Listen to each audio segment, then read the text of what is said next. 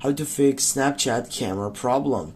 Firstly, if you take off on your Snapchat selection and you get a problem site, you need to get out from here and you need to go on your Play Store, and right there you need to type for Snapchat. Right here guys, you need to make sure that you have the latest version of Snapchat.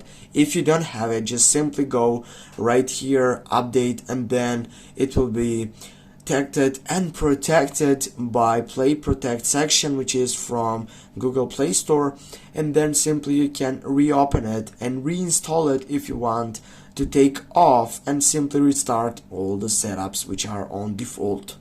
Now what you can do next, simply you can get off from here and you can go on your settings selections on your phone.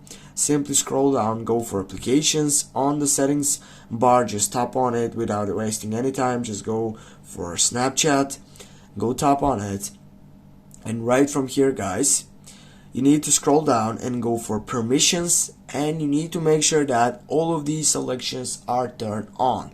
But the main point right here, it is this selection which is called storage, and also this selection which is called camera.